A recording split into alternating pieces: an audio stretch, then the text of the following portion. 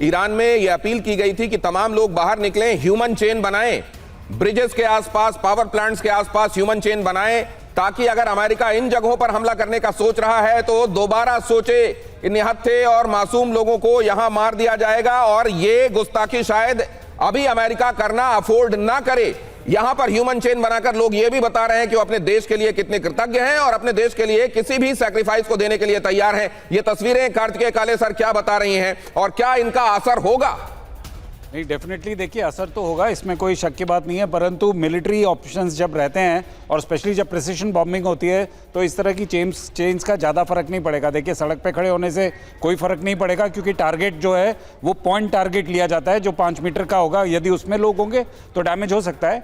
देखिए precision bombs भी गलत हो सकते हैं, तो कोलेटरल डैमेज कभी भी और कभी भी किसी भी समय हो सकता है। लेकिन इस समय सर एक चीज देखिए, आप अमेरिका की तरफ से तो स्टेटमेंट्स आ रहे हैं, बयान दिए जा रहे हैं, ट्रुथ सोशल पर बातें कही जा रही हैं। इजराइल में क्या चल रहा है और इस पूरी गतिविधि को इजराइल किस तरीके से देख रहा है? इजराइल ने यह बात कह दी थी ईरान के लोगों से कि ट्रेन ट्रैक को खाली कर दें, ट्रेनों में जर्नी ना करें, और उसने ट्रेन के ट्रैक्स पर हमला करना शुरू कर दिया। मैं इजराइल जाऊंगा तो मनीष झा से इस बारे में बात करूंगा वहां क्या चल रहा है। लेकिन ट्रंप की धमकी के बाद ईरान का पलटवार, अब हम कहीं से भी हमले के लिए आजाद हैं, ईरान ने कहा। अरब के ऊर्जा केंद्रों पर होंगे हमले, अरब के ऊर्जा केंद्रों को निशाना बनाया जाएगा, अब कहीं भी हमले के लिए हम आजाद। कहा ईरान ने हम सीमाएं लांघकर हमला करेंगे। अब हम सीमाएं नहीं देखेंगे, वर्जनाएं नहीं देखेंगे, अब हम यह नहीं देखेंगे क्या डुएबल है क्या नहीं है, अब हम भी कुछ भी करने के लिए स्वतंत्र हैं, कहा ईरान ने। इस स्टेटमेंट के बहुत गहरे मतलब हैं और अभी तक ईरान की तरफ से यही देखा गया है कि वो बड़बोलापन करने से बच रहा है, लेकिन जब वो कुछ कह रहा है तो उसके निहितार्थ बहुत गहरे होते हैं, बहुत मजबूत होते हैं। लेकिन मनीष झा के पास पहले मैं जाना चाहूंगा। मनीष झा, ये तमाम वार पलटवार हथियारों के भी और बयानों के भी, इजराइल में क्या चल रहा है, क्या अपडेट है वहां से?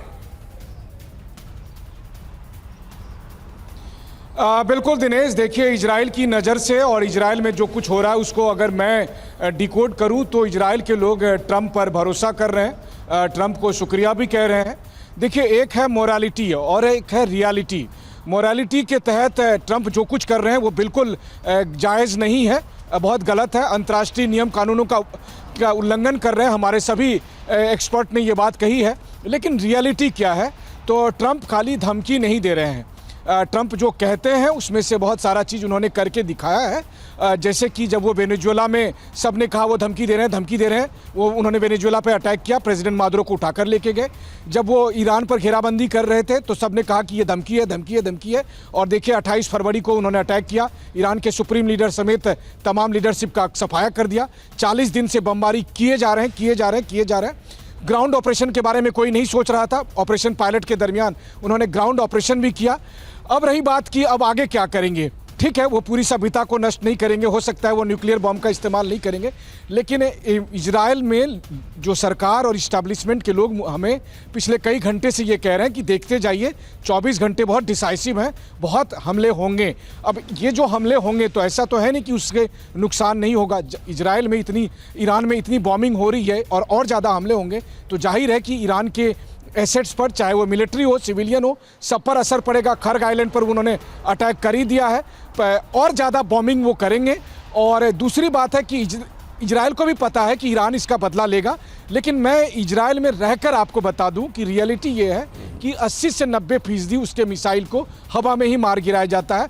कई बार घंटों में ढूंढता रहता हूं डैमेज कहां पर हुआ है, गाड़ी से ढूंढता रहता हूं। आपने एक महत्वपूर्ण बात कही है कि खुद इजराइल भी ये बात मान रहा है कि अगले 24 घंटे बहुत डिसाइसिव होने वाले हैं। ये 24 घंटे डिसाइसिव अगर इजराइल भी मान रहा है कि होने वाले हैं तो किन संदर्भों में होने वाले हैं? जनरल सिन्हा, इन धमकियों, इन साइकोलॉजिकल टैक्टिक्स के बीच में एक्चुअली क्या हो सकता है? आपका एक्सपर्टीज, आपका तजुर्बा क्या सोचता है, क्या होगा एक्चुअली? मैं जाहिर है प्रेडिक्शन के लिए आपको नहीं कह रहा हूं, लेकिन आपका तजुर्बा क्या कहता है, कितना अमेरिका और इजराइल कर सकते हैं और क्या फिर भी नहीं कर पाएंगे? आपके पास आऊंगा तो समझूंगा। लेकिन अभी मैंने जो आपको पढ़कर बताया, Donald J Trump truth social पर उन्होंने जो बात कही, जिसमें सबसे अलार्मिंग यह है कि वो ये कह रहे हैं कि मुझे इस बात का अफसोस है कि आज रात एक सभ्यता नष्ट हो जाएगी और जब अपनी बात को समाप्त करते हैं तो कहते हैं God bless the great people of Iran, और उन्होंने यह भी कहा कि आने वाले दिनों में कम कट्टर सरकार वहां के लोगों को प्रतिनिधित्व देगी। इन बातों के मायने क्या है? क्या वाकई अमेरिका आज कुछ ऐसा करने वाला है जो सेकेंड वर्ल्ड वॉर के दौरान लोगों को हैरान कर गया था? कुछ ऐसा जो पूरी सभ्यता को समाप्त करने का दम रखने वाले जो हथियार होते हैं, जाहिर है वो परमाणु होता है। क्या कुछ ऐसा करने की सोच रहा है अमेरिका? और अगर ऐसा करने की नहीं सोच रहा है तो पूरी सभ्यता के समाप्त होने का थ्रेट क्यों है इस बात में? जरा देखिए क्या कहा गया है यहां पर। वो बातें मैं आपके लिए हिंदी में रख रहा हूं ताकि आप बहुत स्पष्ट समझ पाएं कि किन शब्दों में ये बातें कही गई हैं। आज रात एक पूरी सभ्यता मिट जाएगी, ये कहते हुए बात की शुरुआत की गई है, जिसे फिर कभी वापस नहीं लाया जा सकेगा। इसके मायने बहुत गंभीर हैं। अगर ये माने आपकी गंभीरता से कहा गया, मैं नहीं चाहता कि ऐसा हो लेकिन शायद ऐसा ही हो। अब यहां शायद क्यों? मैं नहीं चाहता कि ऐसा हो लेकिन शायद, यहां शायद का मतलब क्या है? अब ईरान में पूर्ण सत्ता परिवर्तन हो चुका। ईरान में पूर्ण सत्ता परिवर्तन हो चुका है। अगर ये हो चुका है तो फिर आपका एंड गोल अचीव हो गया। फिर आप और क्या करना चाहते हैं? जहां समझदार और कम कट्टरपंथी दिमाग वाले लोग हैं, जहां समझदार और कम कट्टरपंथी दिमाग वाले लोग हैं अगर, तो आप किसको धमका रहे हैं? ये फिर आपको ये क्यों, ये कहना किसके लिए पड़ रहा है? अब तो शायद कुछ क्रांतिकारी भी हैं जिससे कुछ अच्छा हो जाए, कुछ ऐसे लोग भी हैं जो कुछ अच्छा कर गुजरेंगे। अगर इतना ही अच्छा हो रहा है तो फिर आप ये धमका किसको रहे हैं? और धमकाने में अगर सभ्यता के विनाश की बात आप कर रहे हैं तो फिर शायद क्यों लगा रहे हैं?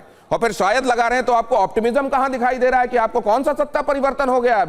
अभी आप दिन रात जिन लोगों को पानी पी पी के कोस रहे हैं, उन लोगों को आप कह रहे हैं कि ये सत्ता परिवर्तन बड़ा अच्छा है, कम कट्टर हो जाएंगे और ये लोग कुछ सरप्राइजिंगली अच्छा कर देंगे, और बाद में कौन जानता है, हमें आज रात पता चल जाएगा क्या होने वाला है। ये इतनी सारी जलेबी अपने एक स्टेटमेंट पे उन्होंने बनाई है, इतना सारा गोल गोल घुमाया है कि इसको डिकोड करने में भी कहीं तो आपको लगेगा कि ये बहुत खतरनाक कुछ सोच रहे हैं, फिर कहीं लगेगा कि ये खुद अपने आप में श्योर नहीं इसलिए शायद लगा रहे हैं, फिर कहीं लगेगा कि ईरान में ये सत्ता परिवर्तन की बात कर रहे हैं, फिर कहीं लगेगा कि सत्ता परिवर्तन जो मौजूदा लोग हैं उन्हीं में से कुछ चेहरे इनको दिखाई दे रहे हैं, वरना ये क्यों कहते कि वो लोग वहां पर मौजूद हैं। फिर कहीं पर आपको लगेगा कि ये कह रहे हैं कि आने वाले दिनों में अब ईरान में लोग बड़ी खुशी खुशी, अगर सभ्यता नष्ट हो जाएगी तो कहां पर कौन बचेगा और कौन खुशी खुशी रहेगा? ये जो तमाम बातें कही जा रही हैं, और इस बीच में जेडी वांस का ये बयान कि अभी तक जो हथियार इस्तेमाल नहीं किए गए, अगर ईरान अपने कोर्स को, अपने कंडक्ट को सही नहीं करता है तो हम उन हथियारों के विषय में भी सोच सकते हैं। वो हथियार कौन से हो सकते हैं? सभ्यताएं तो तभी नष्ट होती हैं जब न्यूक्लियर जैसा कोई ऑप्शन सोचा जाता है। क्या यह चल रहा है ट्रंप के दिमाग में? और अगर इजराइल में भी यह बात कही जा रही है कि 24 घंटे बहुत डिसाइसिव होने वाले हैं, तो क्या उस हद तक भी बातें जा सकती हैं? जनरल सिन्हा, आपका अंदाजा, आपका आकलन। देखिए दिनेश, दिखाता तो यही है, देयर इज नो वे आप एक नेशन स्टेट को पूरी तबाह कर दे। सिविलाइजेशन की जब बात होती है उसका एक ही तरीका है जो अमेरिका ने किया है, एक ही कंट्री ने किया है। हिरोशिमा नागासाकी में जो उसने किया था, पूरा का पूरा उस समय कोई ऐसी परिस्थिति नहीं थी कि इसको यूज करना। आज मिनट्समैन के लिए उनका डूम्सडे प्लेन वहां उड़ रहा, क्या दिखा रहे हैं? यही चीज दिखा रहे हैं ना कि हम ये कर देंगे, और ईरान के पास नहीं है या उनको बनने नहीं दिया गया 2019 से। आज वही वो करना दिखा रहे हैं, होगा नहीं ऐसा मेरा मानना है, गट फीलिंग है मेरी। गट फीलिंग यही कहती है कि वो करेंगे नहीं। अच्छा सर, मान लीजिए थोड़ी देर के लिए उनके मान लीजिए सर, ये जो वर्स्ट केस सिनेरियो है, थोड़ी देर के लिए अगर ये मान के चलें कि ट्रंप ऐसा कुछ करने के बारे में भी सोच सकते हैं, तो दुनिया में बाकी, ईरान के अलावा बाकी इसके मूक दर्शक बने रहेंगे, या दुनिया से इसका रिएक्शन और वैसा ही रिएक्शन, तगड़ा रिएक्शन संभावित है? आपको क्या लग रहा है? अगले 20 सेकंड में आपसे समझना चाहता हूं सिन्हा सर, बाकी सबके पास भी ये सवाल लेकर जाऊंगा।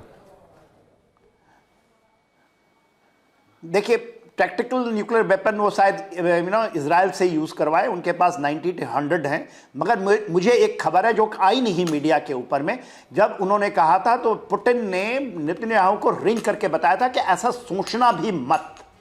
तो यदि यह सही है, मेरे को कहीं से इंफॉर्मेशन है, मैं देखता हूं तो उसमें पता लगा था, ऐसा सोचना भी मत। इसका मतलब है 5000 न्यूक्लियर वेपन्स हैं, तो एक न्यूक्लियर एम्ब्रेला की तरह उनको यूज किया गया। कुछ खबरें ऐसी भी आ रही हैं कि सरमट मिसाइल तक आ चुका है कैस्पियन सी के रास्ते से। तो सर आप ये जो बात कह रहे हैं, अब इससे बात थोड़ी सी और क्लियर हो गई।